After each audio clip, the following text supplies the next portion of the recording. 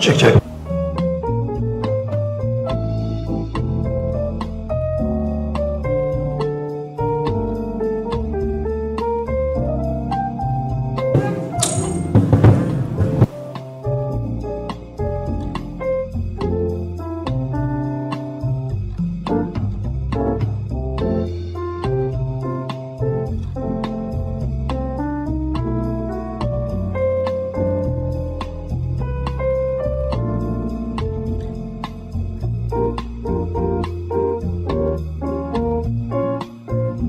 Çek çek.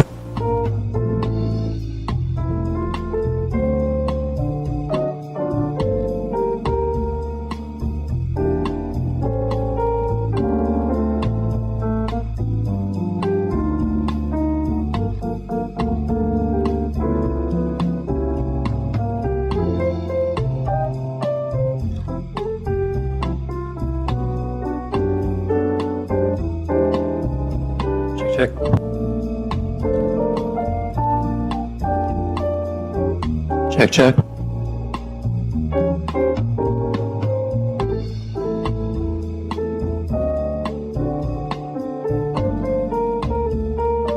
Çek çek.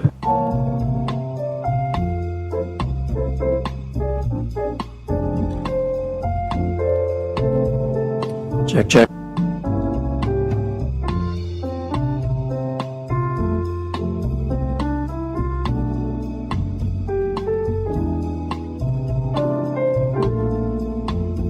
Çek çek. Çek çek.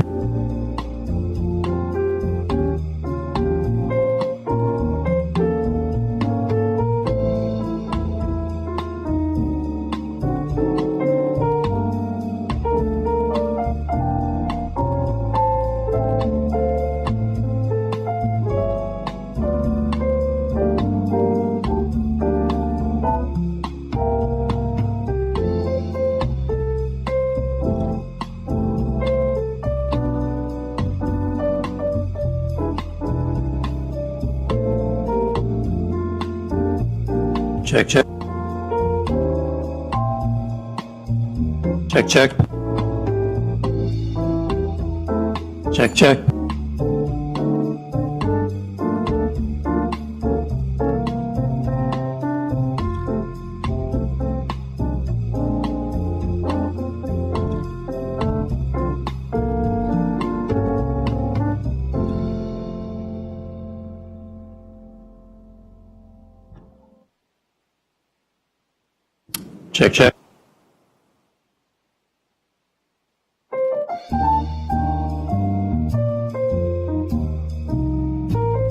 Çek çek.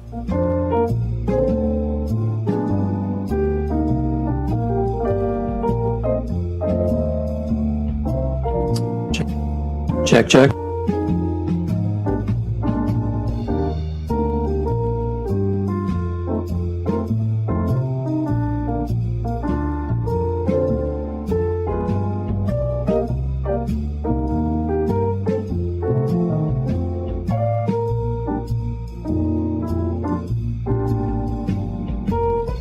Çek çek. Çek çek.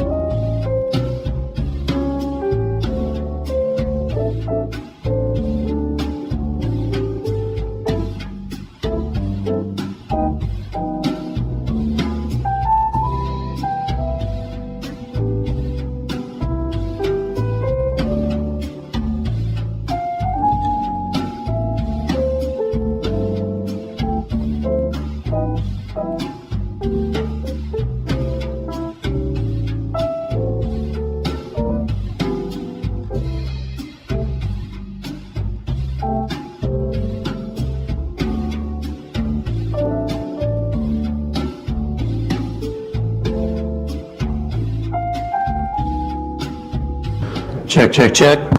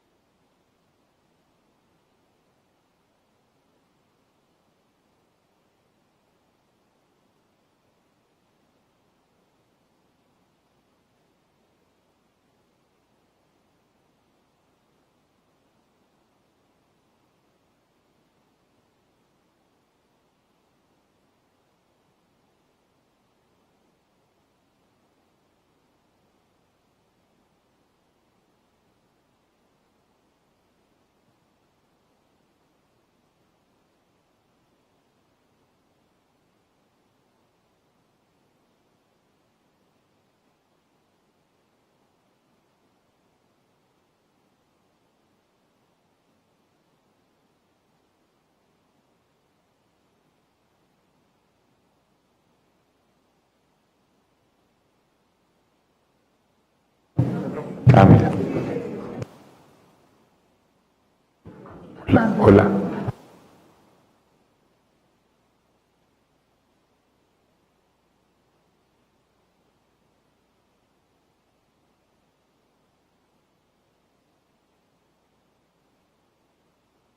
Para hablar.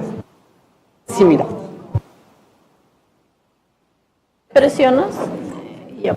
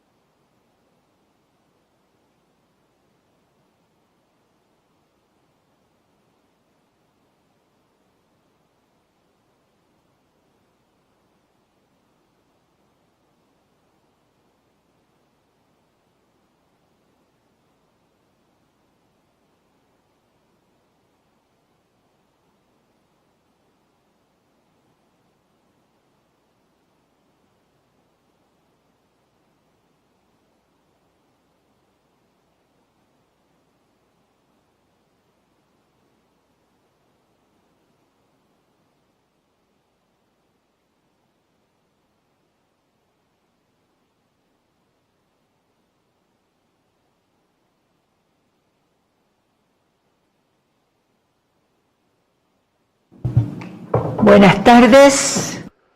Good afternoon. I want to greet everybody here,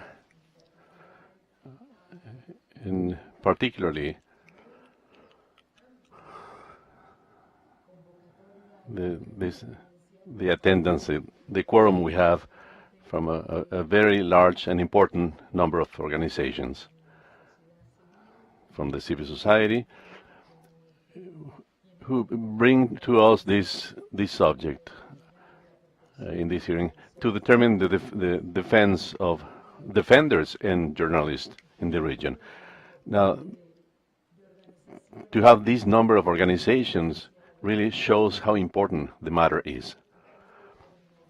I will then officially start this hearing. It's number 10 of this 186th session of the Inter-American Commission on Human Rights. With me are Second Vice President Commissioner Roberta Clark, also Commissioner Yulisa Martilla. We have Commissioner Joel Hernandez, the Special Rapporteur for Freedom of Expression. So we could say she's the star of the day. Her name, I hadn't seen Maria Claudia.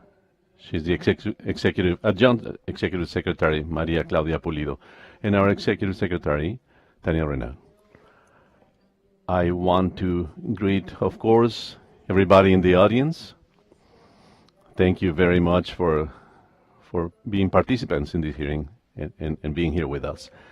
My name is Esmeralda Arosamena. At this point, I'm the acting president in this hearing.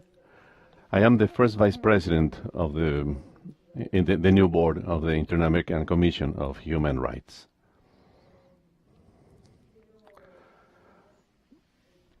Additionally,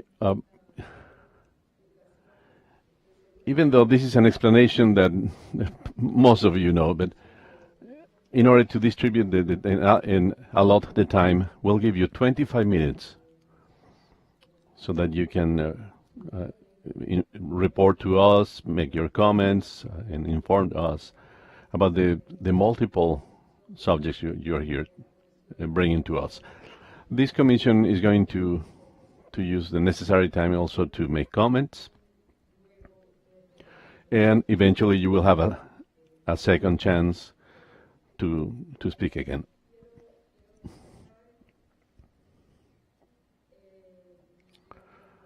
I want to really highlight the importance of this hearing. Today, our region has a very special connotation in the matter of defense of the right to freedom of expression, and of course, defense of those people who decide to become defenders of the rights. So again, thank you very much for being here, and I will now give the floor to all of you.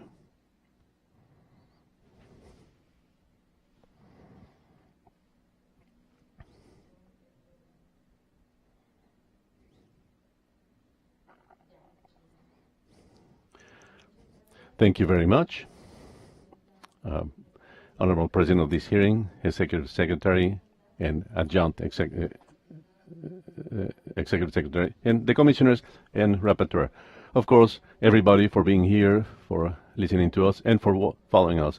This group is made up of 25 organizations. We want to thank you for the chance you give us to present this information about the very serious situation against journalists and media in America and Latina. My name is Paula Saucedo from Artículo 19 Mexico. I'm part of Red Voces del Sur.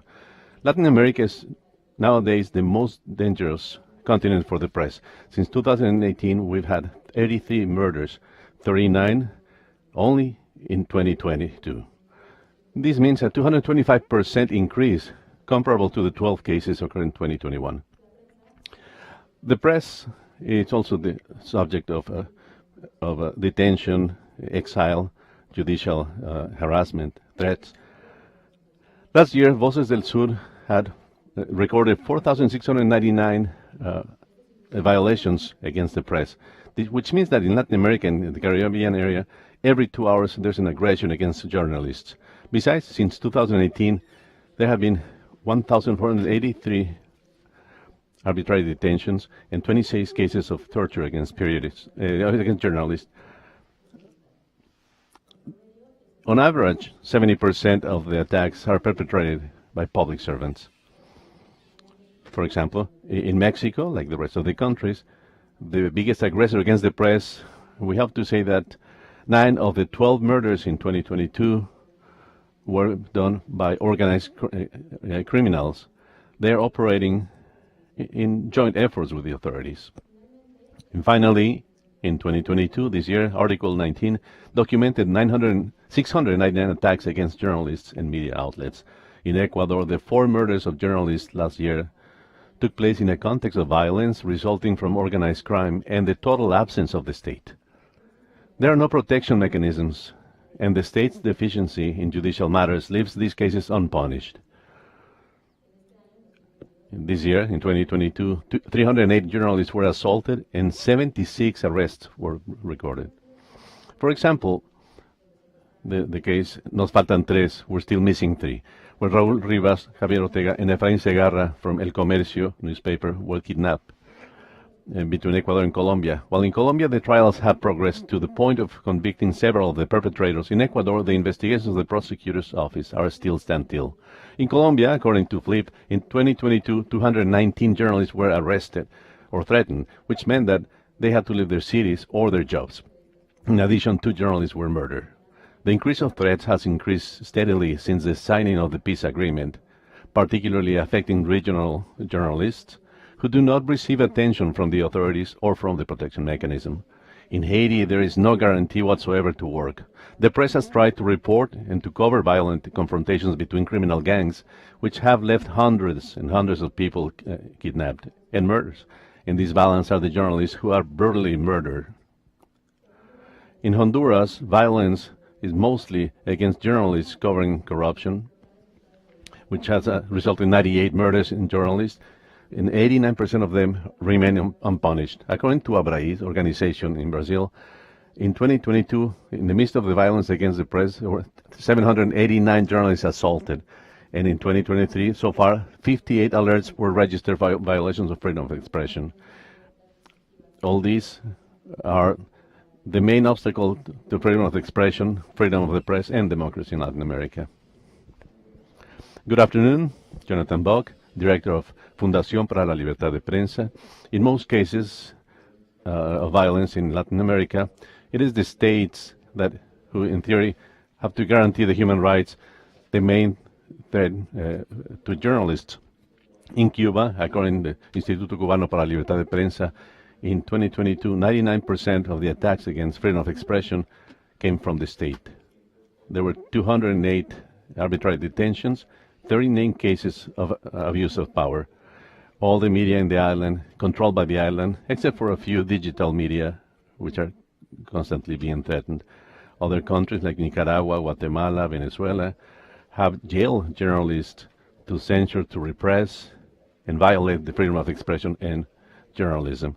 To this day, there are 22 journalists in jail in that region. In Central America, there's less lethal violence, but that's because most of the press is exiled or have been censored. In Nicaragua, 178 journalists have left the country since 2018. Recently, 14 journalists have media directors were expropriated in their Nicaraguan nationality for treason, they said, and their assets were ordered confiscated. In Guatemala, the judicial system pursues journalists who investigate corruption and the pact of the corrupt among politicians. At the beginning of this month, the Public Prosecutor's Office requested an investigation of journalists of the newspaper El Periódico for alleged obstruction of justice. The judge accepted this request. In addition, since 2022, the director of this newspaper has been imprisoned. This prosecution against the Periódico takes place in the context of the elections in an attempt to silence the media just before the elections and to control the information received by the public. In El Salvador, 11 journalists have been forced to leave the country as exiles. According to information from the organization APES, the state was the aggressor against freedom of expression, with 67 cases in 2022. The strategy for control and censorship has included threats of legal reforms, a strong narrative against media outlets, and arbitrary arrests against journalists. In Latin America, demonstrations are especially risky for the press. In Peru, for example, EPIs recorded between December of 22 to this day 172 aggressions. The main aggressors have been demonstrators, but the national police have also stopped coverage and fired pellets directly at journalists. In Ecuador, Fundamedios reported 242 journalists attacked during the social protest of June of 2022. Throughout the region, political leaders constantly apply a discourse against the press. In 2022, Voces del Sur, our network, reported 897 alerts for stigmatizing speech against the press. This weakens public debate and plurality of ideas and fuels violence against journalists. Online disinformation seeks to delegitimize journalism, and mainly it is the authorities who use social networks to generate distrust among citizens and undermine the legitimacy of certain democratic processes. The surveillance and espionage that state security forces illegally deploy against journalists to violate the privacy and access their communications and information puts journalists' sources at risk. There is evidence of this in 3 Latin American countries. In El Salvador, 24 cases of espionage and hacking of journalists and media outlets were reported. In addition, APES warned that more than 30 journalists were being spied by the Pegasus software. This malware is also part of the espionage against journalists and human rights defenders in Mexico. In Colombia, the army uses spyware to monitor the content published by journalists and media outlets about the institutions of the forces of law and order. The army carries out inspections of the media, which it classifies as positive, negative, or neutral according to their publications. Good afternoon, Angélica Cárcamo, President of Asociación de Periodistas de El Salvador, APES. One of the great absentees are strategies to investigate and prevent violence, mainly with women and other gender and sexual identities, who are largely attacked in the digital sphere. In 2021, a UNESCO report identified that 73% of female journalists interviewed were threatened, intimidated, and insulted online in connection with their work. In this sense, the justice system lacks differentiated approaches to investigate and address violence. Therefore, effective reporting mechanisms must be in place to protect whistleblowers. During 2022, the network reported 17 cases of sexual violence, and these aggressions are exercised at different levels, symbolically through stigmatizing discourses, directly through aggressions and attacks, and structurally through the abusive use of state power. Even worse, in some countries, the judicial system violates the human rights.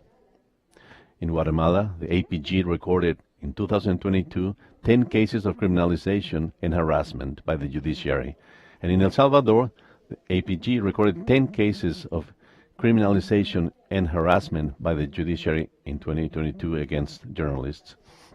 In the case of Honduras, the Committee for Free Expression, CELIBRE, reported since 2021 and 2022, there were 96 journalists who were murdered.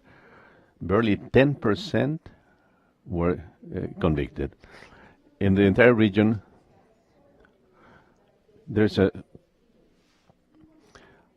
without having an investigation appropriate to find who are the actors and authors, plus the public opinion, officials reproduce a narrative of perfect victims that lead to justify the absence of investigations and continuous re-victimization. Currently, in most Latin American countries, there is no independence in the prosecutors' offices.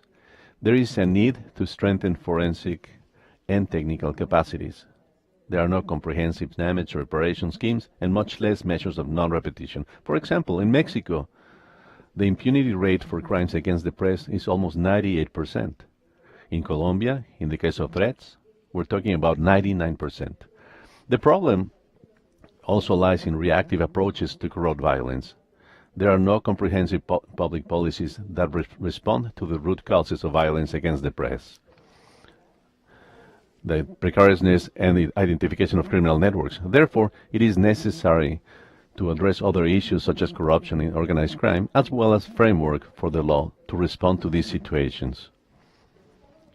States should have independent investigative units specialized in crimes against freedom of expression. The states must also repeal restrictive laws against press freedom, including honors crimes and laws against public participation. States lack regulatory frameworks to thoroughly investigate the digital violence against the press. The fight against impunity against journalists should not be limited to adopting measures after the violation of rights. The states must implement preventions and response measures to deal with the acts of violence against journalists.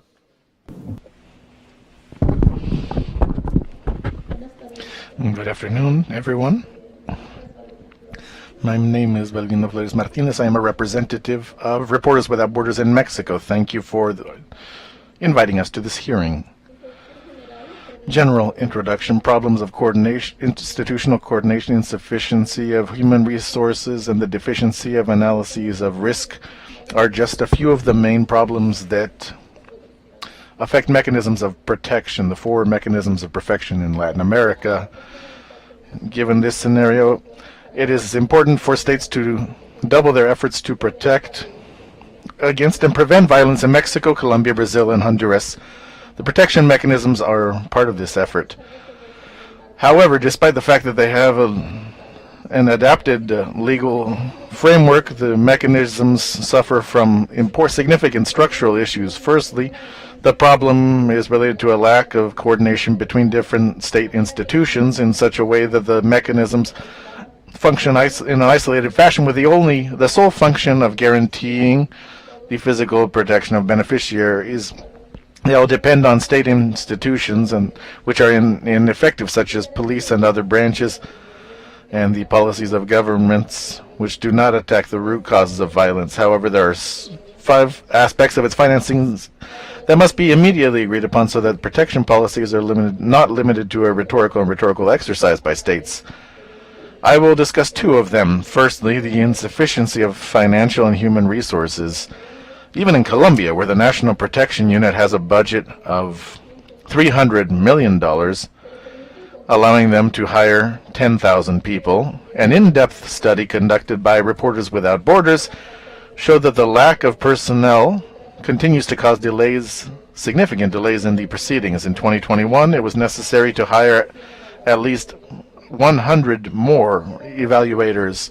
In proportion to the number of beneficiaries, the mechanism in Mexico is one of the ones that has the largest number of officials, less than 100, to handle around 1,700 beneficiaries. In the follow-up unit, each one monitors up to 200 people. There are reports of emergency phone numbers that have been turned off and take up to 4 months. In Brazil, the federal technical team of protection and responsible protection for beneficiaries, 15 of the 27 states has only 30 individuals. Regarding budgets, there are $2 million for an enormous country which has gone through a period of extreme growth of violence. In Honduras, the Directorate of National Protection had only $820,000 in 2021 for measures of protection. There is a lack of resources for these measures of extraction and relocation. The lack of resources influences the decisions on this, whether or not to accept a case. With the change of government, the situation has deteriorated in 2022. The company laid off senior officials, and part of the new personnel lacks experience in this field. The lack of human and financial resources has repercussions in the gateway to mechanisms, which is the second topic that I will discuss. Risk analysis. In Colombia, analyses are delayed and petitioners have to make complaints to receive attention to immediate risks. There is the state of the Colombian state to establish adequate protection measures for collective structures. There's still the risk factors continue to be conducted from an individualistic perspective, which is not effective. The same is repeated in Mexico, which does not consider the population of petitioners.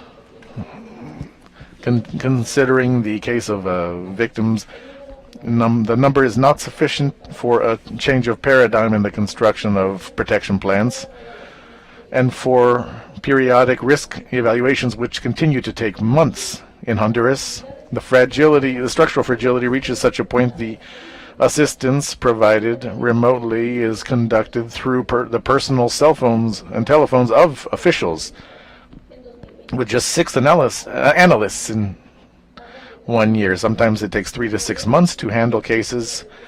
One analyst may be handling 10 cases per month. In Brazil, journalists do not have specific procedures for handling cases, so that there are only 10 communicators who are under protection in the contradiction of international standards. The program is restricted to journalists who cover human rights, leaving other journalists outside. The existence of this analysis with structural parameters indicates the problems that are aggravated when more than 2/3 of the requests are handled remotely. Good afternoon, everyone. I am the Director of Communications and Information for Women in CIMAC in Mexico. In Latin America is the region with the most mechanisms of protection for journalists. Although it has a long path on this involving this, the mandate to incorporate women's human rights in the intersectional approach, resistance and non-compliance persists in relation to an increase of violence against female journalists in the region. Just in Mexico, in the first 3 years of the current government, we recorded at CIMAC an increase of 200% compared to the previous 3 years of the previous government. In Latin America, there's still a lack of qualitative and quantitative information.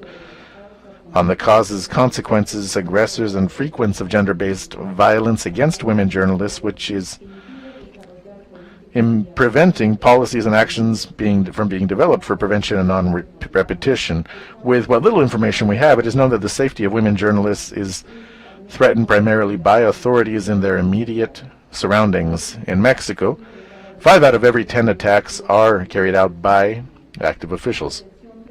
Their protection presents a double challenge, both because of the lack of guarantees to exercise their activity due to hostile environments for the practice of journalism, as well as the need to eradicate any act of violence and discrimination based on their sex, which generates inequality and increases the risk conditions of female journalists. In our region, they face judicial persecution, sexist and misogynist smear campaigns that fuel hatred against them, exile, imprisonment, and femicide. In relation to this, impunity continues. The victims are prosecuted on the basis of existing stereotypes, sexist stereotypes that lead to the treatment of risk incidences, to the handle of personal matters, and not on the basis of their journalistic exercising, decreasing the number of arrests, allowing time to pass without looking into it. The lack of a rights-based approach to women can show the absence or inadequate implementation of risk assessment, as well as in determination and implementation of protection plans. In Mexico, female journalists continue to face sexual harassment by their bodyguards without any investigation or action to punish this behavior. In Honduras, the manual for the application of gender perspectives and intersectional perspectives is still not fully known by the team, while in Mexico, the protection mechanism to incorporate gender perspective remains at the level of statements. With workshops do not exist to change the sexist vision of those who work there, and the resources allocated, such as Spotlight, are still being used for purposes other than those of women's human rights. There is still a deficient professionalization of personnel, as well as a lack of protocols and guidelines to establish the incorporation of women's human rights perspective and adequate attention thereto. It is necessary to guarantee guidelines that sanction violent and discriminatory practices faced by female journalists when they enter these protection mechanisms. In relation to the growing displacement of female journalists due to the violence they experience, it is concerning to see the shortcomings in terms of relocation, return, or resettlement plans for journalists in this situation, especially for those who are mothers or who come from indigenous communities, due to the fact that the cultural relevance, their needs, and those of their children are not taken into account. Online violence against female journalists continues to increase without the development of investigative protocols or protection measures, which leaves female journalists defenseless and silences their voices in the face of government inaction. While mechanisms of protection are a necessary measure in relation to the emergency we are facing in the region, the value of the work of female journalists and the conditions in which they work on equal conditions has still not been recognized, which increases the risk faced by them, maintaining a structural inequality which, rather than protecting them, increases risks, and sexist violence that they face is increased.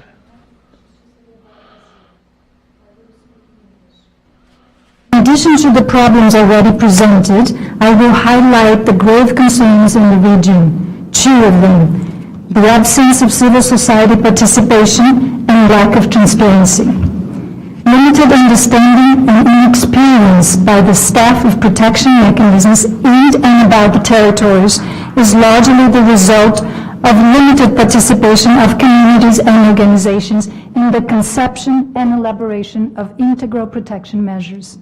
This lack of understanding, fostered by the lack of civil society participation, undermines appreciation of the context in which right defenders operate. This deficiency could be reduced if participation by civil society were recognized and invited in the construction of protective measures. Unfortunately, we see the exact opposite. For example, in Brazil, a 2016 decree signed by then-President Dilma Rousseff eliminated the participation of civil society from the Council of the Human Rights Defenders Protection Program. Today, 3 presidential administrations later, and participation by civil society has yet to be reincorporated in that council. Even in Mexico, whose mechanism has been celebrated for including civil society participation, recent dangerous efforts have sought to limit the role of those groups.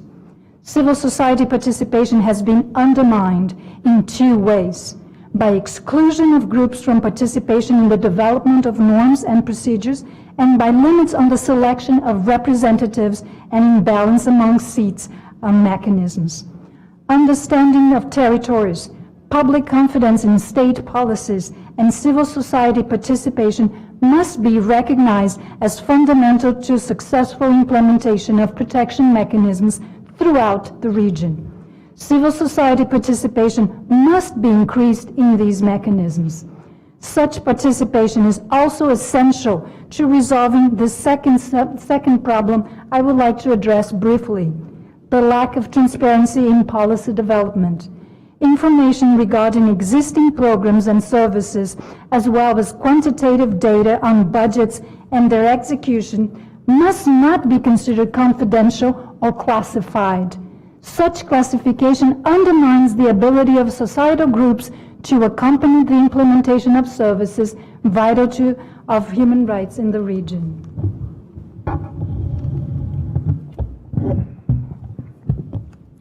Y para cerrar, en nombre de esta delegación, Please, on behalf of this delegation,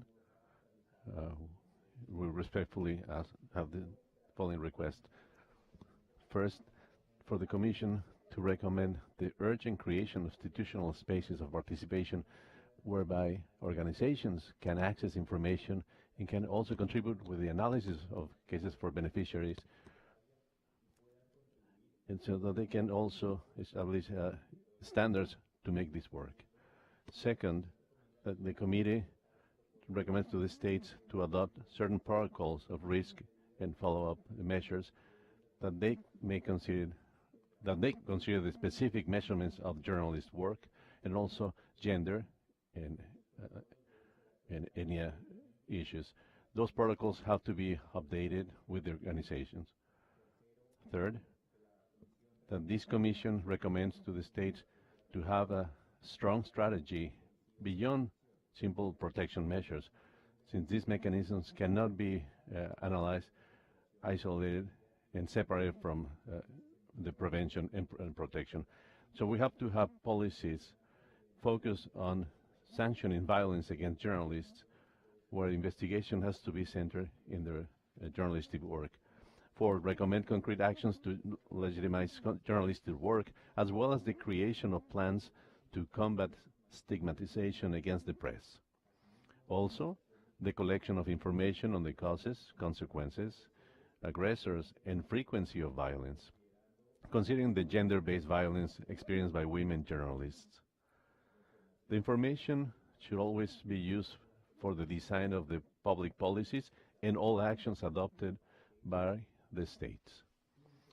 5, in addition, the joint action mechanism of the High Commissioner of the United States, of the United Nations, shall have published a report of good practices and technical recommendations to be adopted by the protection mechanism, taking under account what's been implemented in different countries in these years in terms of the UN High Commissioner and civil society. And 6, the joint action mechanism should hold periodic sessions with civil society organizations from countries where protection programs exist, so that the exchange of information and proposals for initiatives to address these problems observed is more frequent and effective. These sessions should also be attended by representatives of the states involved. Thank you very much. Thank you. And by the way, you were very good at respecting the time allotted to you. Now, our colleagues will have the floor. Let's start with Commissioner.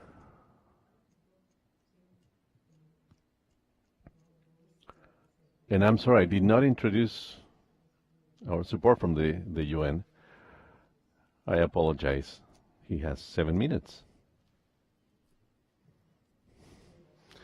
Thank you very much.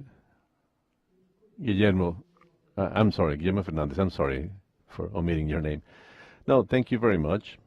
I want to greet the Inter-American Commission on Human Rights, the representatives of civil society, and everybody here with us and following us virtually. Of course, I want to thank you for your invitation, allowing me to participate in this hearing on behalf of the High Commissioner's Office of the UN for Human Rights in Latin America. My name is Guillermo Fernandez Maldonado, and I am in this hearing in my role as representative in Mexico of the High Commissioner of the United Nations for Human Rights to provide you information orally and informally and not under oath. Nothing in my comments must be understood as an express or implicit resign of the rights of the Commission of 1946.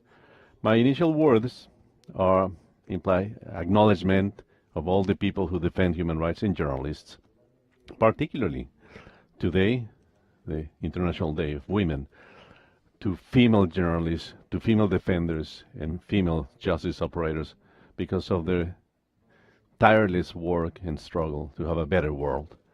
The commitment of the defenders and journalists with this strong activism and contribution to the protection and defense of human rights.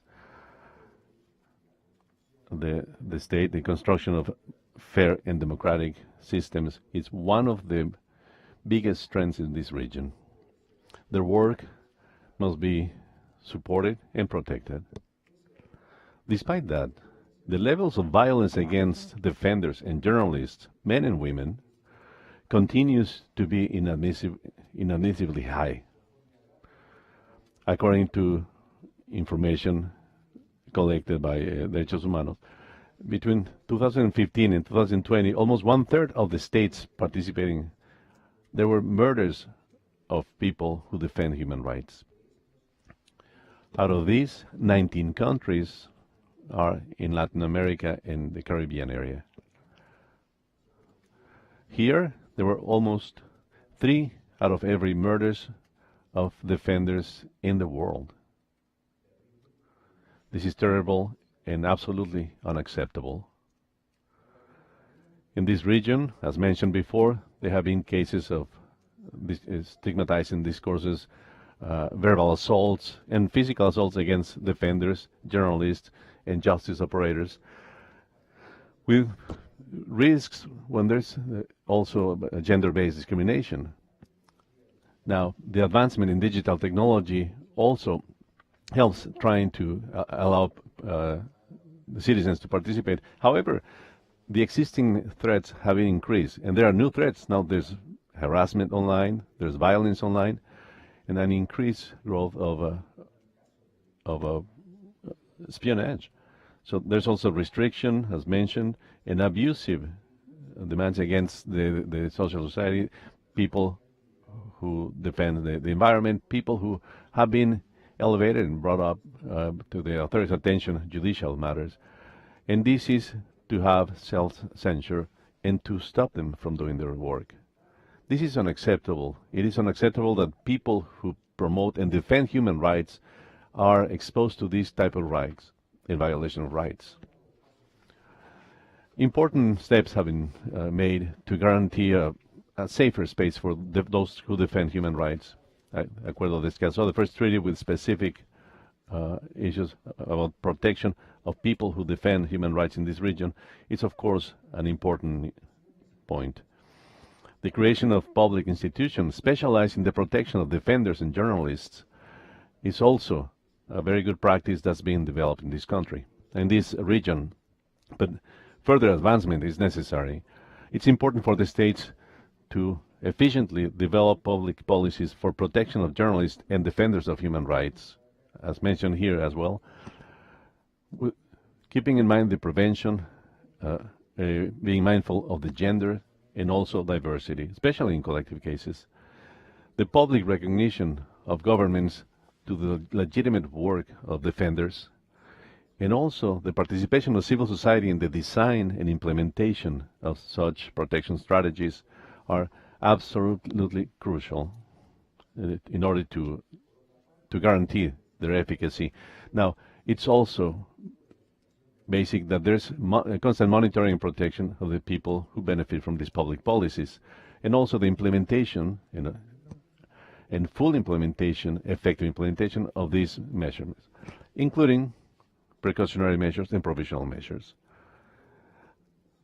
This addresses the recommendations and needs of mechanisms of human rights of the UN, the Commission, and the Inter-American Court on Human Rights, as well as the reparations which come from these processes. At the same time, it is crucial to strengthen the conviction and judgment of crimes against journalists and defenders, as well as the corresponding reparations.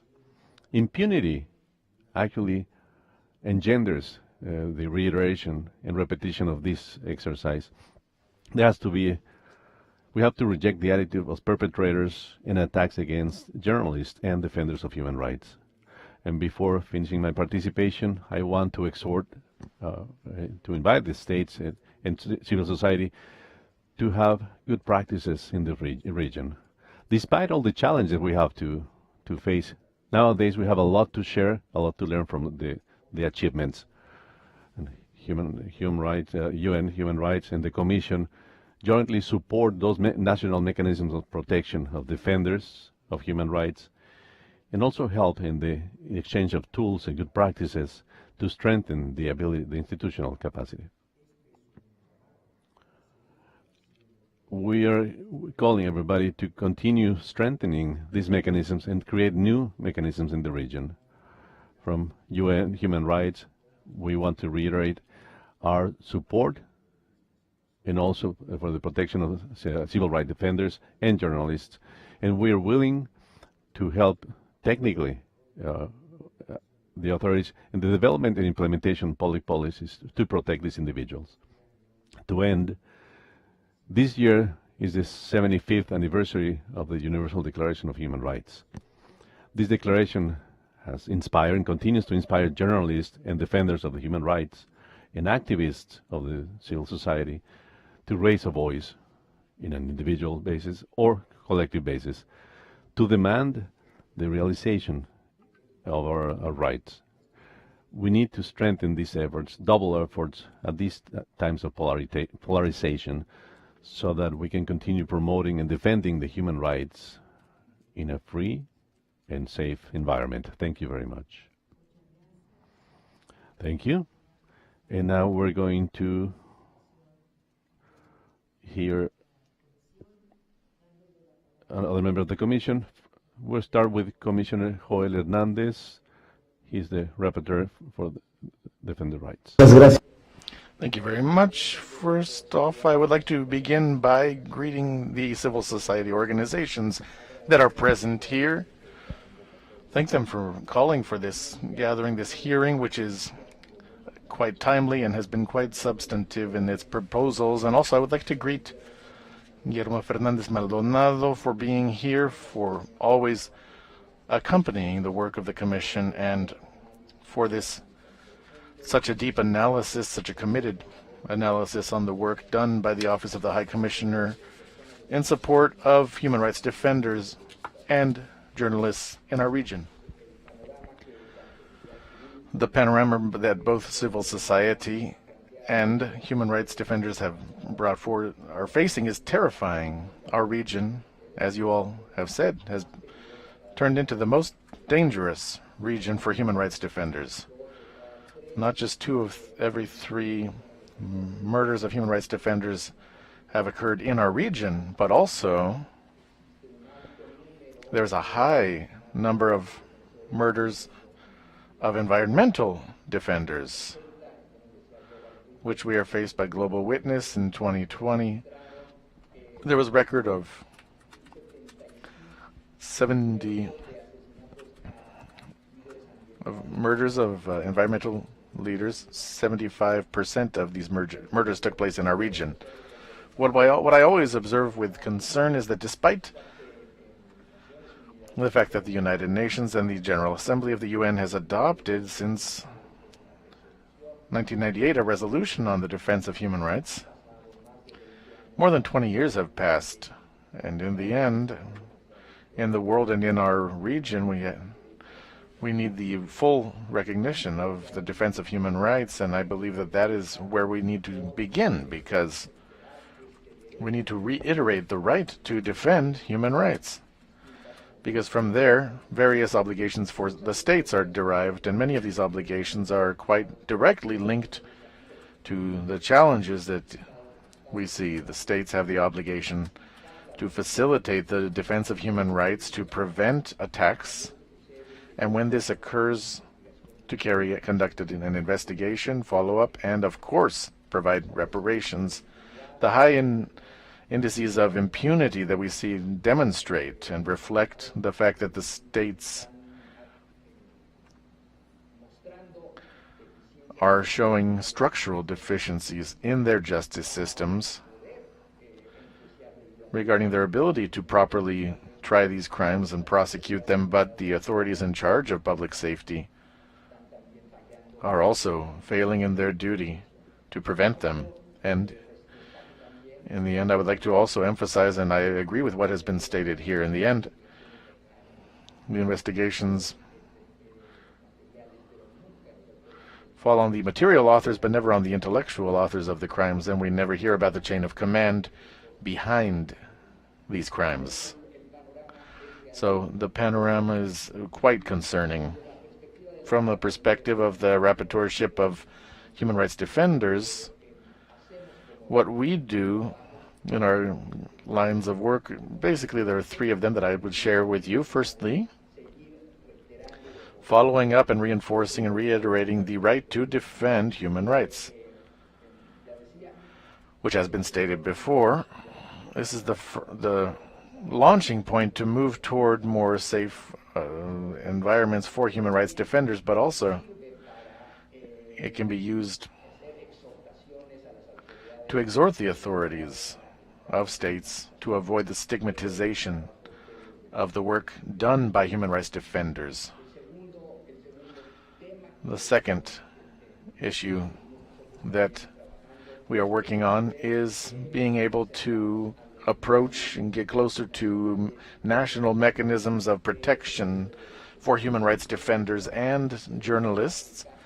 As applicable, you are familiar with them and have mentioned which ones, in what countries they have been adopted. You've also mentioned the deficiencies existing.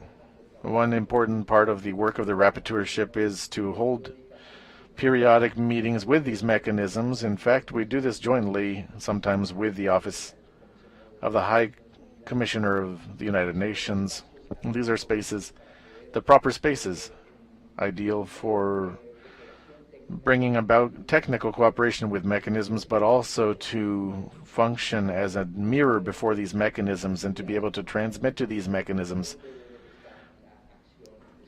where their actions should lie. Another important rubric that the Commission works on is in providing technical assistance with authorities and civil society organizations in the context of being able to move forward in guaranteeing the right to defend human rights. We have made a very careful note of the recommendations that have been communicated to us. In fact, it's very helpful that they are here in front of us here in this hearing.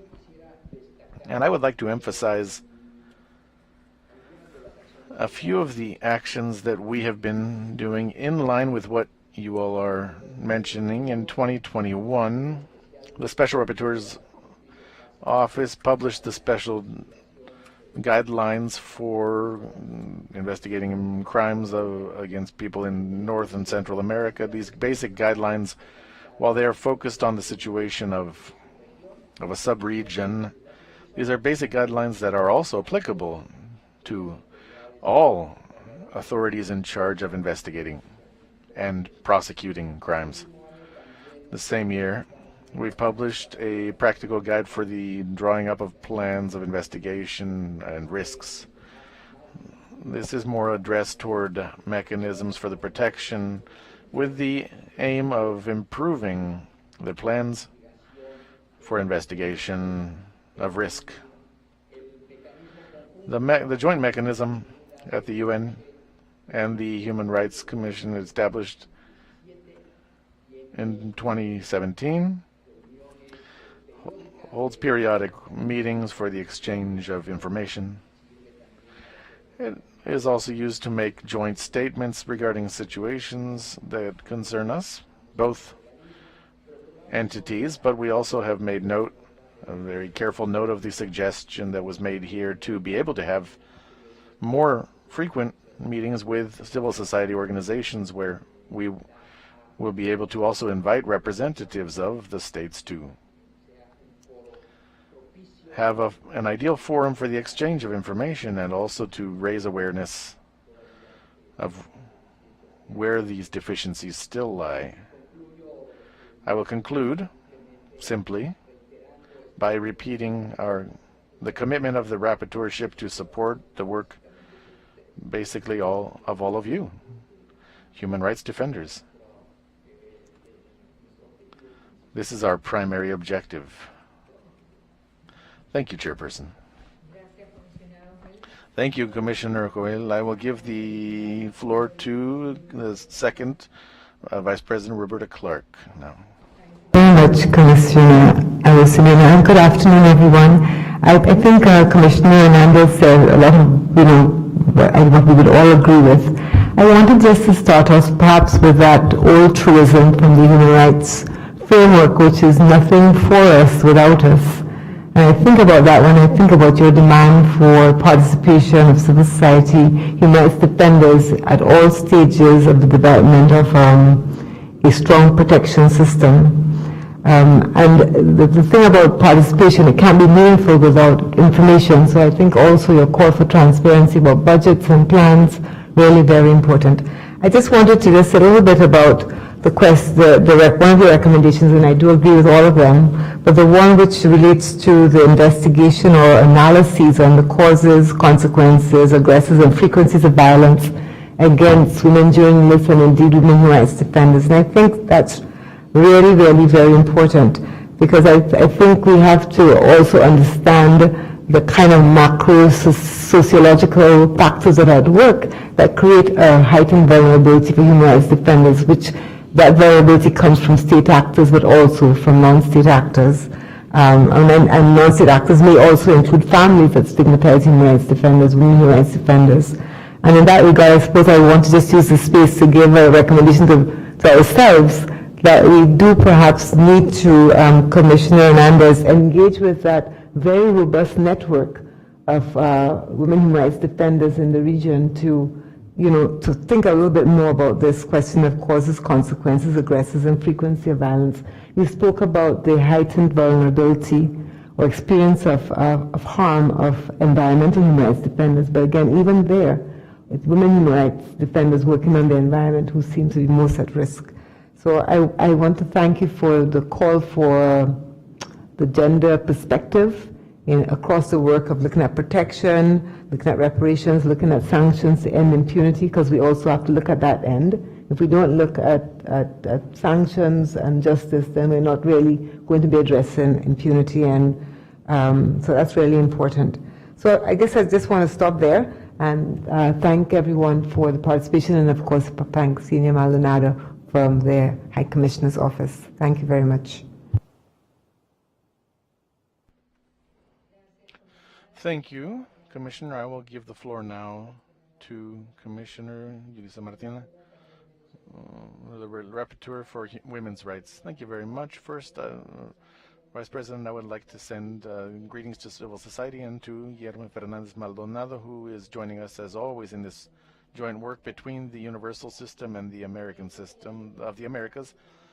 Now, in addition to what my colleagues have said, I'd like to make some particular comments and questions regarding civil society I'm glad that the situation of women has been included, but I'd like to ask a question beyond the general risks. I'm talking about the impact of the stigmatizing discourse. There's a discourse of stigmatization against journalists who are men and women, but the impact on women also has to do with the issue of their families. Well, reality shows us that a male journalist who is persecuted is a hero. A female journalist who is persecuted is a bad mother who doesn't take care of her family, that sort of discourse. So that issue of information and impact on families, I wanted to hear about that. And also, when we had the Pegasus case, we also found that beyond the persecution, digital persecution that was faced by male and female journalists in the case of women, they would take photos of their children and of their property, and they would use these photos against them as a sexual harassment against them. So I wanted to see if you have any information about that. In addition, we opened the issue of arbitrary detention. I think this is important. If the organizations have done a differentiated analysis with if this detention is against a male or female journalist, because beyond the fact that I find it important, this request for protocols, considering the gender issues, I think it's also important to know how information is collected by civil society. Finally, beyond the persecution of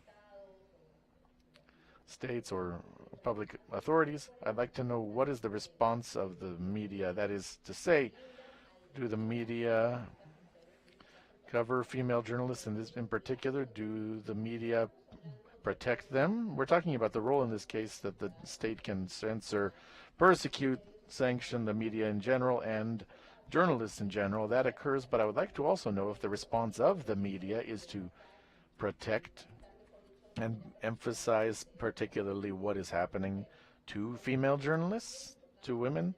I think this is important to have this differentiated vision. There's this general persecution of journalists and general attacks on the media, yes, but do the media protect these women in particular as a reaction of what they're doing within the media, or no?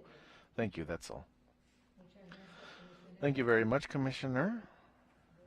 I will now give the floor to the Special Rapporteur for the right to the freedom of expression. Thank you very much, Chairperson, and also the Commission and colleagues of the Secretariat, the organizations calling for this. This has been structured in quite a rigorous fashion to be able to share with the Commission information that covers the entire continent almost, which covers not only the reality of journalists and those in the media, but also the reality, the status of democracy in our continent, because it's not just about defending privileges, but in times of this deterioration of democracy, of the rights of the journalists and the press, the structures that we need to guarantee these human rights. In this sense, I'd like to recognize that despite all these forms of violence, we still have very brave journalists who denounce human rights abuses, and this is so important to talk about how to protect them. I would like to focus on 4 very specific points. One, the call made for the prevention of violence against the press. And here I'd like to share that we need to monitor the freedom of expression. We see that this stigmatizing discourse that often comes from official voices not only continues to happen as a reactive and sporadic thing, but it's becoming institutionalized also.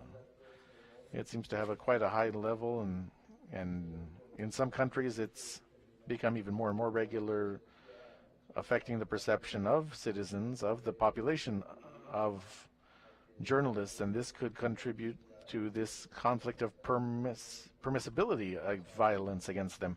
Last year, we saw in many moments, we were hoping for a message of solidarity, honest and frank and committed solidarity from the other authorities. I can't say that it didn't exist, because there were a few timid messages in some cases, but what we heard very loudly were messages stigmatizing the work of journalists. I've stated this many times. I think this is something that does not contribute to fighting this violence. The second point for this hearing is that we want to reflect after so many attacks against the press and about the status of risk, that we need resources, time, participation, the consultation of measures of protection, which frankly is painful from the year 2022, is in several cases of journalists who were murdered were people who asked for protection from the authorities, and for various reasons that was not stopped. And these calls that are made from different people in this hearing to take up the best practices and also evaluate what is not working with the mechanisms of protection. This is urgent because this tragedy is continuing. We have also heard a lot about the use of this oversight, and a fourth element associated with the three aforementioned has to do with justice, investigation, and sanction for the non-repetition. That's a series of reflections and questions for the visitors, the guests at this hearing, on some of the cases of murders last year are focused on remote and border regions, places where there are less journalists, but more organized crime presence, and for that reason this impact of violence can be higher regarding the right to information and also regarding protests. Here I would like to ask the organizations here in the continent what scenarios can be set forth for effect to prevent future protests, and especially in border and remote regions, prevent them from continuing to be highly lethal areas for the press. Secondly, this is about the official discourses that stigmatize journalists, the reality in our countries. I think, is this something that could have some reflection from the authorities? That what would you recommend for the Commission and the rapporteurship that we can contribute to a greater environment for journalists? And thirdly, we've talked about mechanisms of protection, and for this hearing on deep analyses about various mechanisms of protection. Some are very sophisticated, have procedures, bureaucracy, resources, but specifically I'd like to ask, do you believe that there are countries where there is the willingness to review these mechanisms by the authorities? And if so, which ones? Because I believe there is a lot of experience from the Commission and the UN system as well in trying to stop this violence against journalists. Thank you very much, Chairperson. Thank you. I will now give the floor to the Executive Secretary. Thank you, Madam Chairperson. Good afternoon, everybody. Thank you. I want to thank Guillermo Fernandez Maldonado and, of course, all the petitioners in this hearing.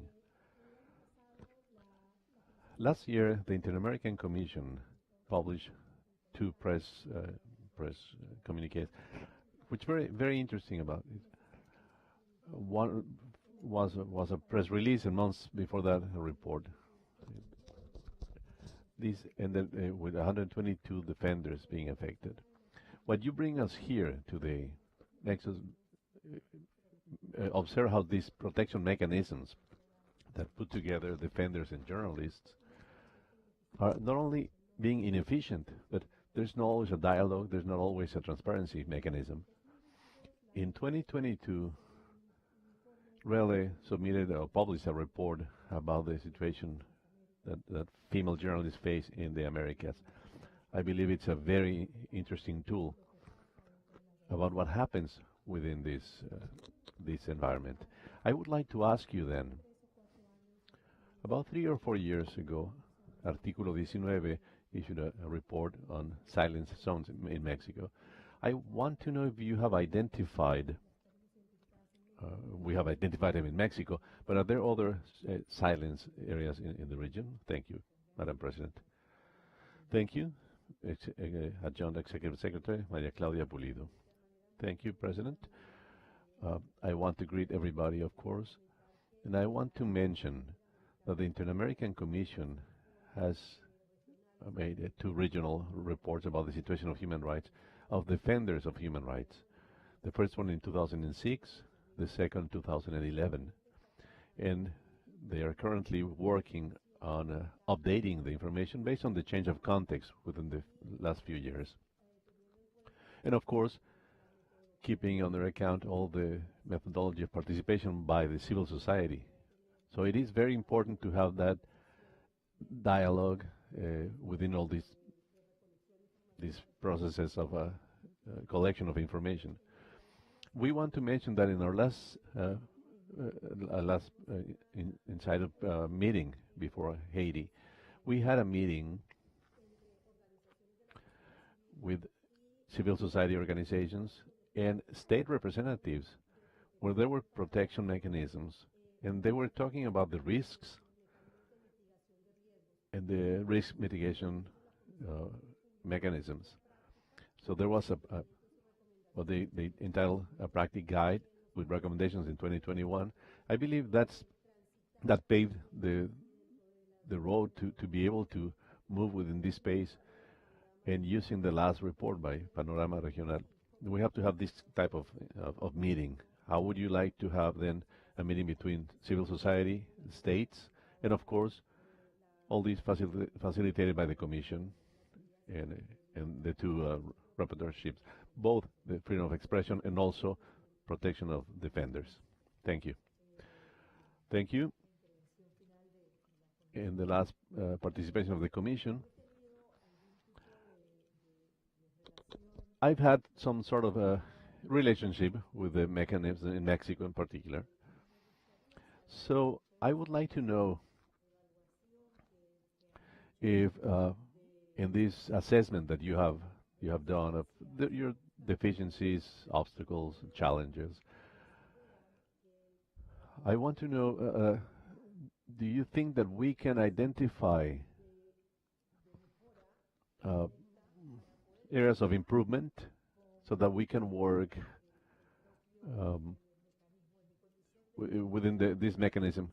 In my role as a country rapporteur, we've had this opportunity. We have been able to exchange information regarding what it means to the defense of journalists and rights of defenders of human rights.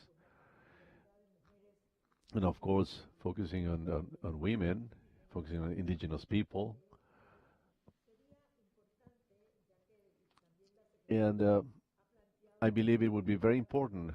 The Secretary of Office has mentioned the possibility of having more meetings or further meetings on this. So we want to know if there are areas that we can start measuring, where we can find improvement in this effectiveness on a mechanism of protection. We know we have all these resources. It's important to have them. However, you mentioned something before that to me seems to be a key point, a key element of for this improvement. I am talking about the necessary and urgent creation of peace and participation by society. We want to know how to give this mechanism, this protection mechanism, some sort of empowerment, some formula maybe to participate in this investigation and research processes. Because if we have a protection mechanism that identifies the risks, and that's assessing the risk and the situations faced by journalists, male and female, and also defenders of rights,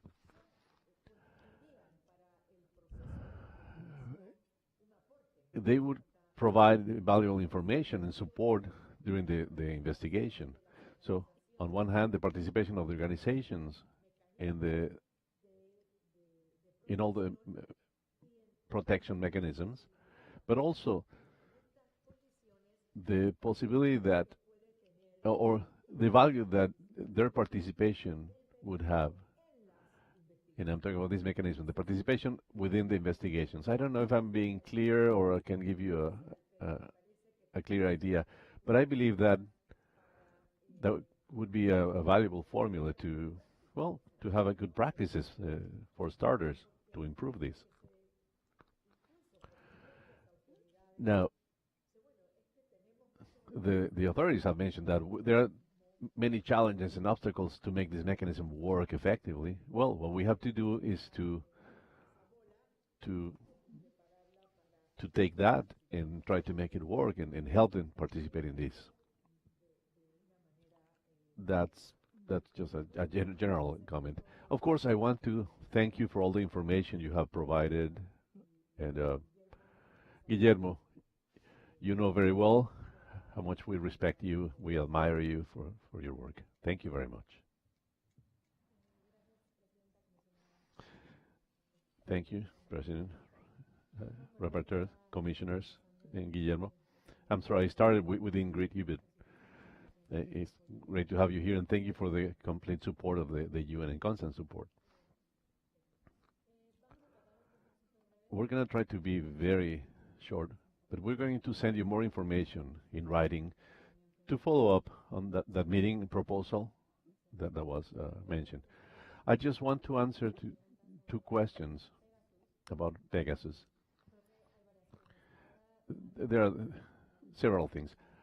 This technology has advanced so much that now you don't even have to get a text message.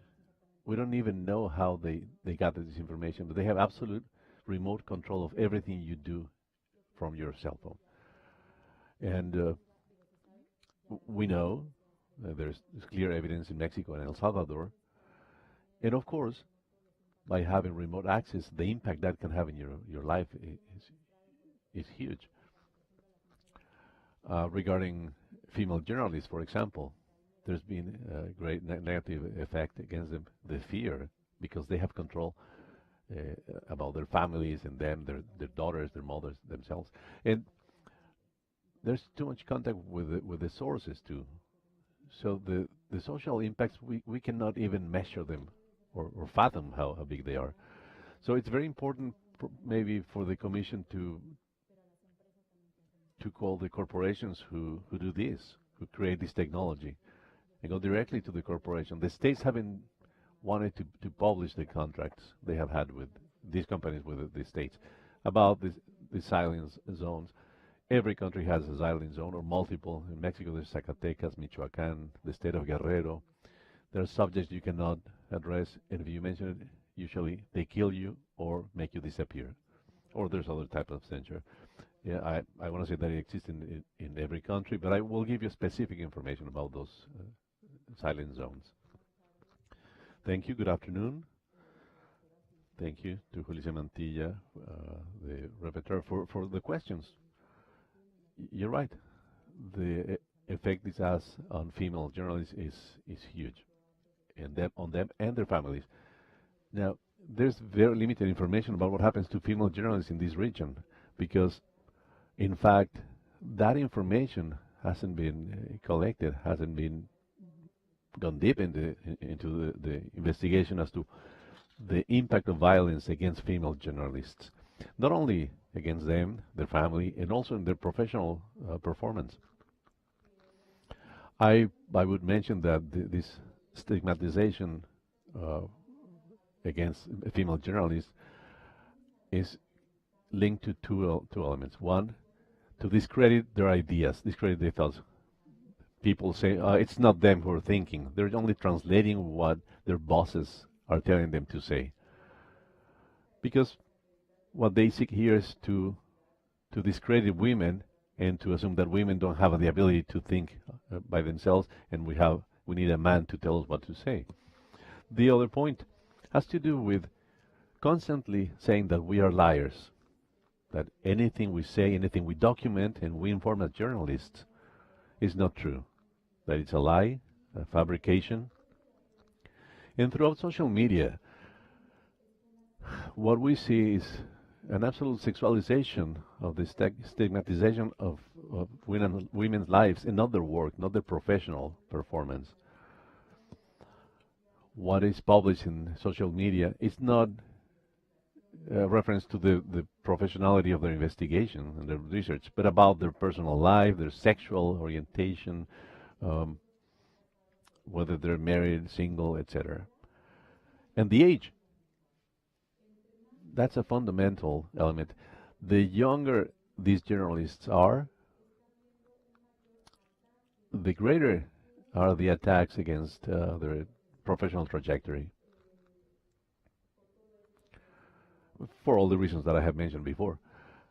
So what we see there is an attempt to disqualify the ability of female journalists to be able to do the research and detailed and profound research. That on one hand.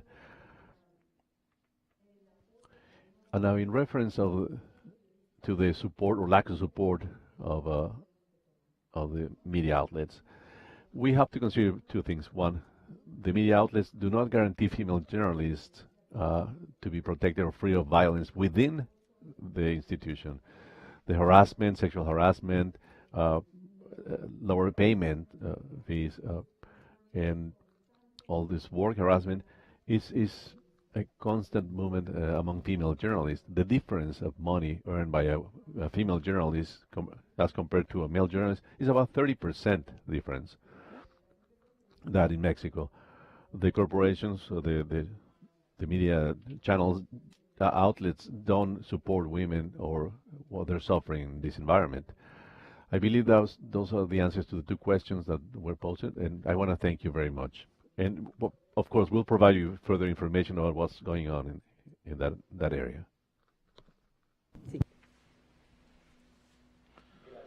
Thank you. And to complement what my colleagues have said about emphasizing as well the protection mechanisms, I would like to emphasize that in the case of Colombia, it's been 25 years since the policies of the prevention system began against vulnerable populations, including male and female journalists. I'm mentioning this because in the case of Colombia, this case has inspired other mechanisms of protection, such as the case of Mexico, Brazil, and Honduras. And while this has made a significant contribution, 25 years have passed where these measures end up being insufficient to understand the risks that we are experiencing. This includes scenarios of protests that are the epicenter of aggressions. This does not include oversight by states, surveillance, and also the need to implement a different perspective for female journalists.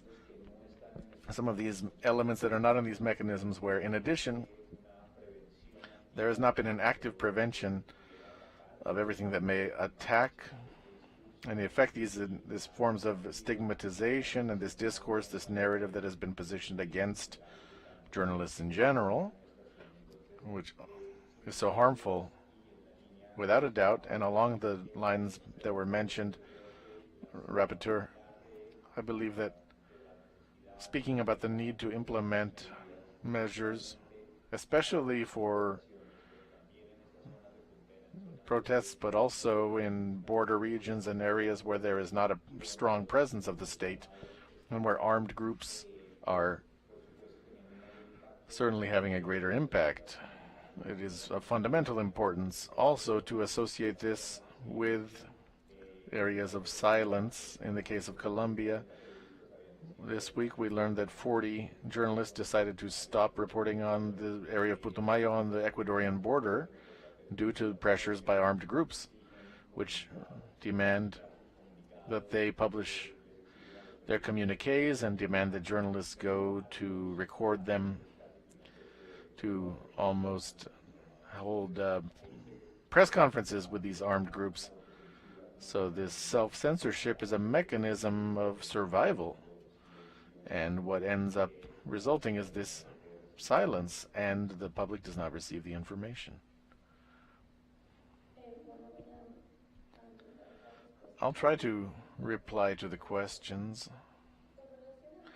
Regarding the question of if governments would be willing to collaborate in reviewing these mechanisms of protection, honestly, governments on their own,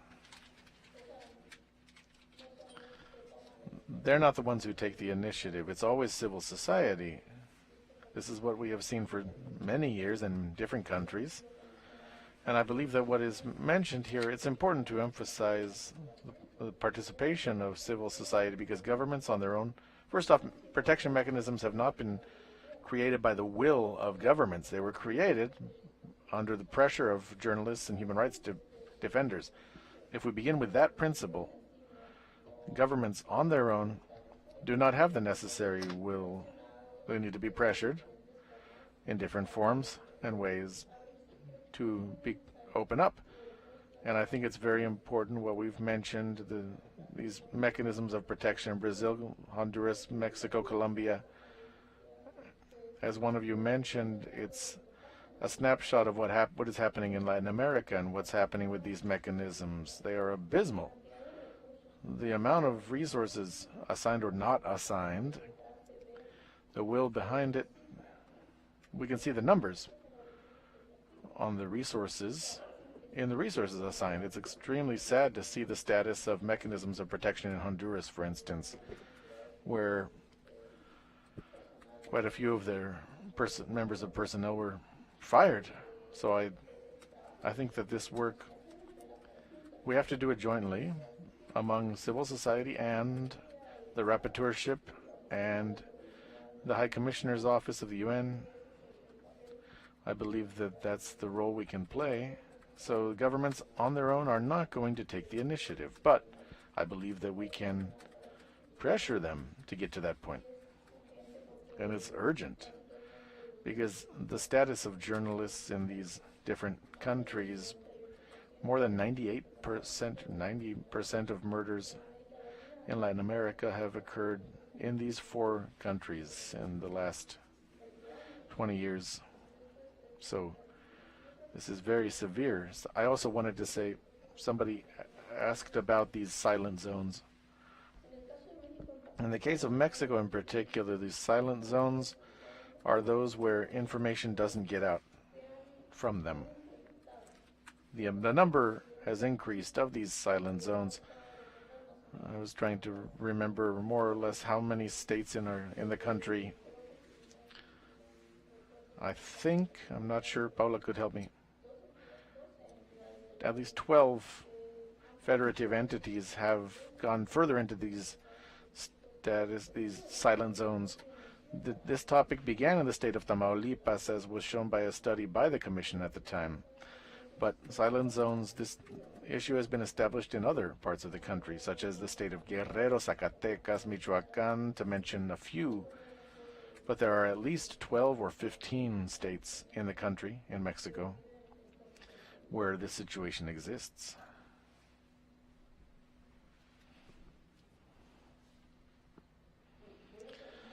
I'll be very quick. In the case of the stigmatizing discourses, with 2 points. First off, we appreciate the questions and comments, but also we recommend that international entities, with all due respect, that it's necessary to make clear calls against states that promote these discourses, because it seems sometimes that this type of mechanisms have become a communication policy for these governments, and that's something that we cannot allow to happen. Also, taking advantage of the fact that we're here in Los Angeles, I think it's important to debate with digital platforms and stop just giving the megaphone to these discourses of stigmatization and the states, which clearly it looks like a mechanism that's structured, that's generated from the state, with these bot and troll campaigns to shut down critical voices.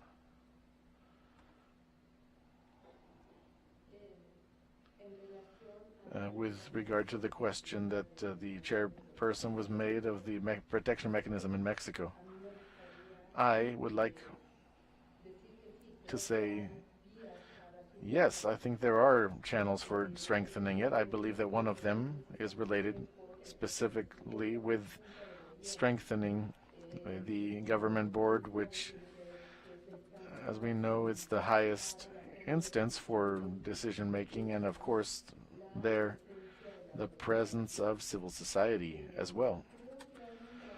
And I think that there is work that's being done right now jointly with the Office of the High Commissioner, the UN High Commissioner's Office for Human Rights, which is related to the recommendations that were issued. You may recall that study conducted by the office to guarantee the compliance with these recommendations. Priority has been given to 60 recommendations of the 104 that were made, and there's work that's being done jointly with the office, with the protection mechanism, with the consultative council and and civil society. And I believe that joining them as part of the rapporteurship, as part of the commission, accompanying this process can have very good results. Because what are being created is not only, it's not just about prioritizing recommendations, but also the channels are being paved for applying them and measuring the effects that they can have. And among them, of course, there's priority given to those related to gender perspective for the protection of female journalists and human rights defenders. So I believe that this process can be successful if it is accompanied by you all, I repeat, to measure and know the results given as a result.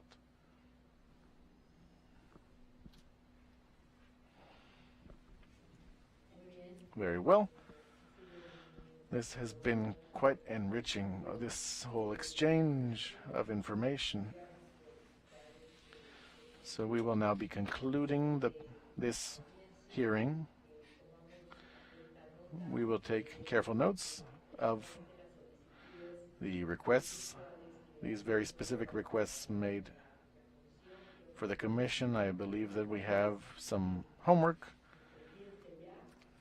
to do now, and we'll keep this contact, this communication open, which will allow us to exchange and produce actions that will help us improve this. And I'm convinced of the importance of mechanisms of protection, because they require states to have at least an eye for results and answers, and it's our job to have the role of monitoring those responses to see to it that they are effective.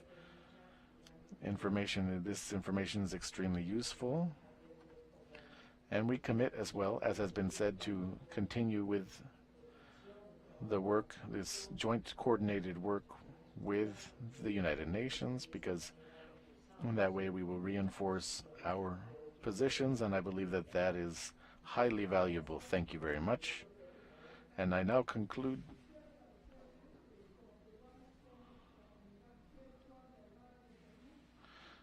the interpreter cannot hear the speaker.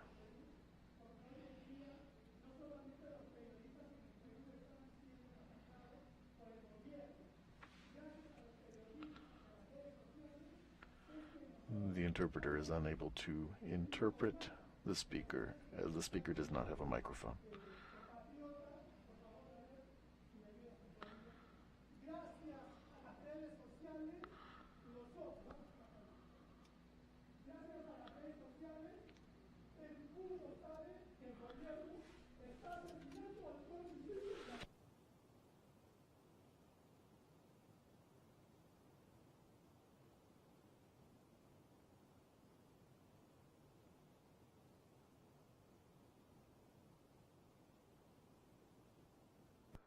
A rough summary of what the speaker is saying, although the interpreters don't have a microphone.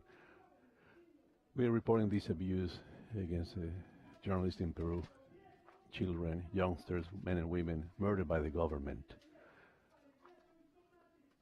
So there's over 100 people that have been murdered by the army and the national police in Peru. If we didn't do that, we wouldn't be able to do this without social media. So we thank social media. I want the Inter-American Commission for Human Rights to establish something that defends the rights of journalists, independent journalists, that only use a cell phone, nothing else, to inform, to report the truth. while the press and the conventional media channels are hiding this truth. The government is murdering our people. The independent journalists are being murdered. These Peruvians are being killed by the army from the top. They're being shot. And this is absolute genocide. It's not just simple murder, a genocide. This violates every single human right. Nobody deserves to die like these children, youngsters, in the hands of the Peruvian army and the police.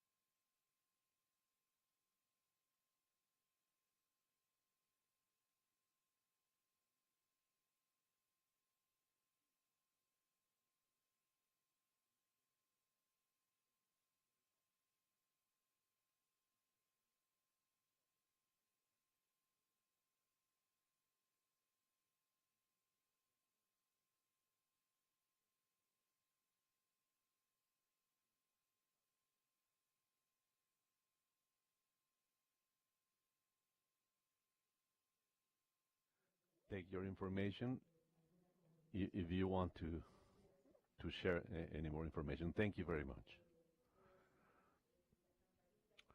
So here's the bell that I didn't have a chance to ring it, but this is officially over. Thank you. Record.